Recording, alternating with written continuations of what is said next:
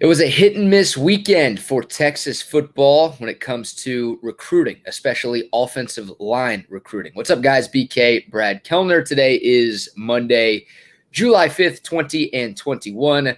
Hope everyone had a great 4th of July weekend. Shout out to those who fought for our independence. Shout out to those who continue to fight for our freedoms here in this country. But hope everybody had a good, long weekend. And we're talking Texas football on today's video. It was a very eventful weekend for Texas on the recruiting front. Some good news, some very good news, but some bad news for the Longhorns for the class of 2022. Before we dive into this video, please like this video. If you haven't done so yet, please subscribe to this channel. If you haven't done so, we're talking all things Texas on this channel. Texas football, Texas basketball, Texas baseball, anything Longhorn related, we're hitting it on this channel. So please subscribe and tap that notification bell if you haven't done so yet. And this video is brought to you by Last Stand Hats. You see the discount code scrolling across the bottom of your screen. It'll be coming up there in a second.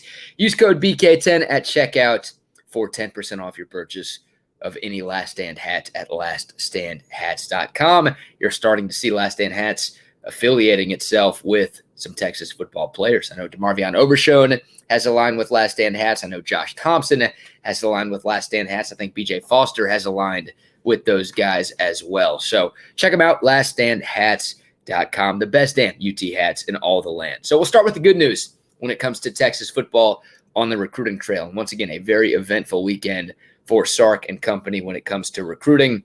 Texas picked up 2 offensive line commits for the class of 2022 at the same time. They actually both tweeted their commitments out at the same time Friday night at 7 o'clock. You've got 4-star Cole Hudson from Frisco, who is an interior offensive lineman. Both of these guys more interior offensive linemen. Then you've got 3-star Connor Robertson from Westlake right here in Austin. Both of those guys took to social media on Friday night to announce their commitments to Texas. Cole Hudson, once again, a 4-star, had some big offers. Oklahoma offered, Texas A&M offered, Alabama offered. I think 14 to 15 Power 5 offers for Cole Hudson. He is ranked as the number 49 player overall in the state of Texas for the class of 2022. Also the 13th ranked interior offensive lineman in the country for the class of 2022. So Cole Hudson committing to Texas. And then Connor Robertson, man, I've watched this kid play a couple of times. Really, really talented. Westlake, of course, won the state championship this year in 6A. And Connor Robertson held his own against North Shore and against South Lake Carroll. I mean, against some dudes, against some college players on the other side. Connor Robertson, despite being a 3-star, looks really, really good. And he looks like a guy who has potential to be a solid player at the next level. I wouldn't be surprised at all by the time Connor Robertson is done with his high school career at Westlake if he's not a 4-star kid. Really, really talented. Had offers from USC, TCU, Nebraska. I know K-State offered. I think Houston offered as well. First-team all-district player. Not only a state champion for Westlake last year, but a guy who held his own. First-team all-district player here in Central Texas. He is ranked as the 77th player in the state for the class of 2022, the number 20 interior offensive lineman in the country for this class. So great news, right? I mean, Texas needs offensive line help.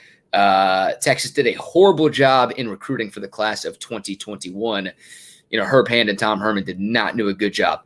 The 2021 class was historically good in the state of Texas when it comes to offensive linemen, and Texas missed out on just about everybody. You think about the Brockermeyers, who went to Alabama. You think about Donovan Jackson, who went to Ohio State, Savion Byrd, Bryce Foster, Ruben Fothery. There were 9 4- or 5-star offensive linemen in the state of Texas for the class of 2021, and Texas got none of those guys. So plenty of indictments against Tom Herman and against Herb Hand. That's a big one right there. Texas whiffed on, once again, what was a historically good offensive line class in the class of 2021 here in the Lone Star State. You can't win without offensive linemen, right? You can't win if you don't win in the trenches. And I think Texas fans realize that, right? The decade of purgatory, you know, between Colt McCoy and Sam Ellinger, everybody focuses on the quarterback. And yeah, quarterback's the most important position on the field. But Texas also had 0 offensive linemen drafted from 2008 to 2017. Like, not any first-round picks. No. No offensive lineman drafted at all for a decade in between Tony Hills in 08 and Connor Williams, who was a second-round pick in 2017. And I think most Texas fans know that the Longhorns haven't had a first-round pick on the offensive line since Mike Williams in 02. Texas hasn't had a first-round pick on offense at any position since, where is he? The guy behind me, Vincent Paul Young in 06. No offensive lineman drafted in the first round since 02. And yeah, once again, the 2021 class historically good. Texas only got two offensive linemen in the class of 2021. Hayden Connor being one, and Max Merrill being the other. A couple of 3 stars from here in the state. So yeah, Tom Herman and Herb Hand absolutely whiffed on the class of 2021. So good news for Texas is, yeah, they got a couple of guys committed for the class of 2022. That's great. And so far, this recruiting class is off to a great start. It's a top 10 class. It's the number 1 class in the Big 12 for Steve Sarkisian. He's doing okay. But despite the good news for Texas recruiting-wise this weekend, there was a lot of bad news for Texas recruiting-wise this weekend. Kelvin Banks, the 5-star offensive tackle, chose Oregon. He committed to Oregon over the weekend, over Texas A&M, over LSU. Kelvin Banks, a 5-star. This guy had offers from everybody and their mother. And a lot of people thought this was a Texas A&M battle. A lot of people thought Kelvin Banks would stay in state, and he surprised some folks over the weekend by committing to Oregon. That was a cornerstone piece. I did a video a few weeks back talking about like the most important targets for Texas for this class of 2022. Kelvin Banks was on there. Once again, you need offensive linemen to be successful at this level. Hell, not just at this level, at any level of college football. Kelvin Banks, a 5-star, a guy who's got a first-round ceiling in the NFL draft, would have been a huge get for Sark and Kyle Flood and company. And he committed to Oregon over the weekend. Not done, hadn't signed yet. Of course, you still have until December before the early signing period for this class of 2022. But disappointing because Texas for a while thought it was in great shape to get a guy like Kelvin Banks, and unfortunately it did not happen. So Kelvin Banks is one piece of bad news. Then you had Jacob Sexton, 4-star offensive tackle from the state of Oklahoma, committed to Oklahoma. Not a huge shock there. Texas was in the mix. Texas was a finalist for Jacob Sexton, but ultimately the Oklahoma kid decides to stay home and commits to OU. So hurts that you don't get him, hurts even more that he's going to your biggest rival. And then Texas lost another offensive line target to Oregon over the weekend. 3-star Cameron Williams, who plays at Duncanville High School up in the Metroplex. He committed to Oregon over Texas this weekend as well. And that one hurt right there. Felt like a guy Texas could get. Unfortunately, it did not happen. Cameron Williams committing to Oregon. And tip of the cap to Mario Cristobal, who played offensive line in college, played professionally overseas as an offensive lineman for a couple of years. Oregon's killing it on the recruiting trail. You've got Phil Knight, who's got money. They've got that Nike money up there in Eugene. And with name, image, and likeness, I've got a hunch that Oregon is going to do okay recruiting-wise, not only in football, but in all sports. Kelvin Banks and Cameron Williams, both from Texas, committing to Oregon over schools in the state of Texas. And look, Texas was late on Cameron Williams. I'll be honest. Like, Oregon offered Cam Williams in January of 2020. Texas didn't offer him until May 5th of 2021, this year, a couple of months ago. So Cameron Williams sticking with a school that's been following him and offered him more than a year and a half ago. Meanwhile, Sark and Kyle Flood, a little bit late to the party. You can blame Tom Herman and Herb Hand a little bit for that, but yeah, Texas late to the party. So ultimately, Cam Williams decides to commit to Oregon. So you're excited about Cole Hudson. You're excited about Connor Robertson. 2 good players, 2 good pieces. But you missed out on some big fish this weekend. And Hudson and Robertson are both interior offensive linemen, which, of course, you need those guys. But all 3 of those guys that I just mentioned who committed elsewhere over the last couple of days, those are all tackles. And Texas right now, no tackles committed for the class of 2022. Those were some big, big targets. Kelvin Banks, the 5-star, obviously the biggest one. But, man, you would have loved to be able to secure any of those guys. And unfortunately for Texas, it didn't happen over the weekend. So some bad news right there. Now, the offensive line class of 2022 is not going to be as bad as the offensive line class of 2021 for Texas. It's not. It's already better. getting a 4-star commitment for this class is better than what Tom Herman and Herb Hand did last year. But unfortunate for Texas that they were unable to get those big-time tackle commits or tackle targets for this year's class.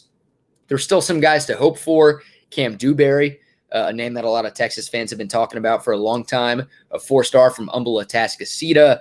Texas is in his final 5, from what I've been told. Kind of a long shot right now, unfortunately, but Texas still technically in the mix. You've got Bama there, you've got Ohio State there, and we know how well those schools have done poaching talent from Texas. OU and A&M, yeah, they're 2 schools in the final 5 for Cam Dewberry. So that'd be a great get for Texas, but from all the people I've talked to behind the scenes, feels like a little bit of a long shot right now for Texas. Then there's a young man from Allen. I'm going to butcher his name. Neto Umazulu, an offensive tackle, another 4-star guy. From what I've been told, despite the fact that he plays here in the state of Texas, he is also a long shot right now. So my point is, no tackle target feels imminent for Texas right now. And that's not ideal. Once again, this class of 2022 is not going to be as bad as the class of 2021, both in terms of offensive linemen and in general, right? Transition classes are never great. But Sark and Kyle Flood are going to do better than what Tom Herman and Herb Hand did last year. But still, not an ideal start for Texas in terms of offensive line recruitment for the class of 2022. And for Sark and Kyle Flood, they're going to have to work a little bit harder here to recruit big fish, because those stats that I talked about, the fact that Texas hasn't had an offensive lineman selected in the first round since 2002, the fact that Texas went a decade without having an offensive lineman drafted at all, the fact that Texas has not had a first-round pick in 6 years, like, people see that. It's very easy to negatively recruit Texas right now, unfortunately, and you're starting to see a lot of recruits out there choose to go play their college football elsewhere because of that. So a little tougher for Sark and Kyle Flood to recruit here at Texas. They're not with Nick Saban. They're not with that machine anymore. And unfortunately, it's not a great start. There's really no way to sugarcoat it. Now, if Texas gets the 5-star guard, Devon Campbell, that would be great. That's a great get. That's a 5-star. You take any 5-star that you could possibly get. We're not going to complain about those, but that's another interior offensive lineman. In terms of tackles, not a lot there for Texas. They missed out on a few targets this weekend, and unfortunately, nobody feels imminent right now for Texas for the class of 2022. So, look, you feel pretty good about the pieces for this offensive line this year. Derek Kerstetter coming back is huge. Your only returning captain from last year's squad. You've got some experience with guys like Denzel Okafor. Guys, Junior Angalau has been here for a couple of years as well. Christian Jones, you feel okay about starting at left tackle for this team, but you're going to lose Kerstetter after this year, and you've got some questions moving forward with the offensive line, because once again, you did not do well for the class of 2021, and Texas right now off to a rough start for the class of 2022. So, look, I'm not closing the book on Kyle Flood. I think he's an awesome offensive line coach. His track record is proven. He's a great developer of talent. Recruiting has not been the issue at Texas. It's been developing talent. So give me the guy who can develop over the guy who can recruit, but you'd prefer the recruiting to go a little bit better than the way it's gone for Texas in terms of offensive linemen for the class of 2022. Good that you get Cole Hudson. Good that you get Connor Robertson. We don't complain about getting a couple of commits in the same weekend at a very, very important position of need for this club, but you missed out on a couple of guys. And once again, not a lot of momentum offensive line-wise for Texas for the class of 2022 outside of Devon Campbell, which, once again, a 5-star, you want that guy, you'll take that guy. But Sark and Kyle Flood have their work cut out for them. We'll see if they can close strong for the class of 2022. Definitely not the ideal start, though, on the recruiting trail for that position. Once again, Texas, top 10 class, number 1 class in the Big 12. The honeymoon period for Sark is going all right, and it will continue to go all right. And look, if Texas is really good this fall, Texas is going to be fine. Like, I think they're going to recruit well, even if they're 7-5, 8-4. But if Texas wins 10 games this year and competes for the Big 12, then yeah, some of these guys might flip, and Sark's going to bring in a really, really good class this year.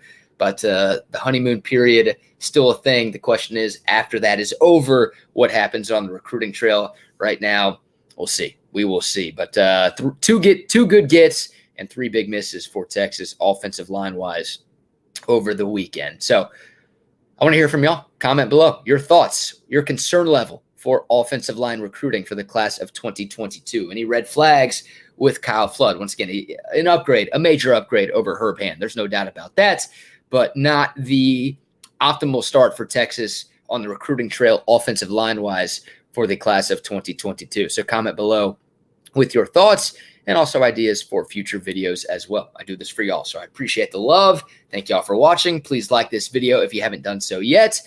And please subscribe to this channel if you haven't done so yet. Tap that little notification bell as well so you're always informed whenever I release new content.